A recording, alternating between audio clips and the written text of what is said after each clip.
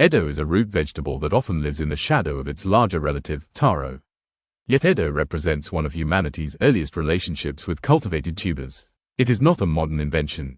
It is not refined for aesthetics. It is functional, resilient, and deeply tied to tropical survival. Botanically, Eddoe belongs to the species Colocasia esculenta. This species includes multiple forms, with Eddoe representing a smaller, more compact corm variety. Unlike large taro roots, Eddoe corms are usually rounder, denser, and covered in coarse fibrous skin. This skin is not decorative. It protects the corm from moisture loss, pests, and soil microbes. Eddoe originated in Southeast Asia and the Indian subcontinent. Archaeological evidence suggests colocasia cultivation dates back thousands of years. From these regions, Eddoe spread across Africa, the Caribbean, and parts of the Pacific. Its spread followed human migration routes. Unlike grains, Eddoe could be propagated vegetatively. A single corm could generate multiple plants. This made it valuable for early agricultural societies. Eddoe thrives in warm, humid environments. It prefers well-drained soil but tolerates heavy rainfall. Its leaves are large and heart-shaped, designed to shed water efficiently. This adaptation reveals its rainforest origin. The edible portion is the underground corm. Raw Eddoe is not edible. Like taro, it contains calcium oxalate crystals. These needle-like compounds cause irritation if consumed raw. Cooking neutralizes these compounds. This necessity shaped culinary traditions. Eddoe is almost always boiled, steamed, or stewed. Cultures learned precise preparation methods long before modern chemistry explained why. Once cooked, Eddoe transforms completely. The flesh becomes firm yet creamy. It absorbs flavors while retaining structure. Nutritionally, Eddoe is dense. It provides carbohydrates as its primary energy source. It also contains dietary fiber, potassium, magnesium, vitamin B6, and small amounts of vitamin C compared to potatoes. Eddoe has a slightly lower glycemic impact when prepared traditionally. Its fiber content slows digestion. This made Eddoe a sustaining food rather than a quick energy food. Eddoe also contains resistant starch. This starch resists digestion in the small intestine and feeds beneficial gut bacteria in the colon. Again, its role extends beyond calories. Agriculturally, Eddoe is resilient.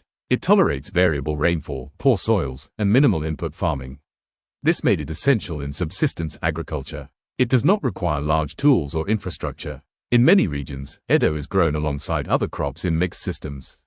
This reduces pest pressure and maximizes land use. Culturally, Eddoe holds different identities.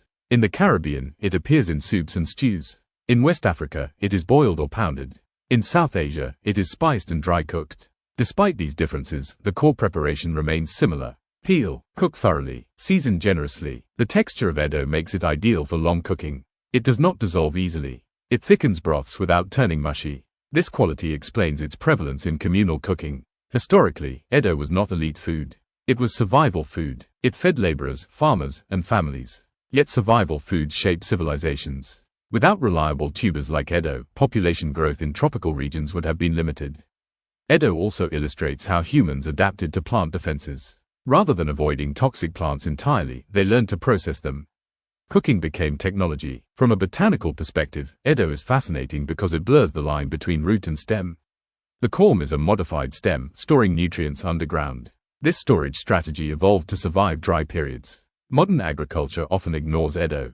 Industrial systems favor standardized crops. Eddoe's irregular shape and preparation requirements limit its mass market appeal. Yet its nutritional density and climate resilience make it relevant again. As climate patterns shift, crops like Eddoe gain importance. Eddoe does not rely on synthetic inputs.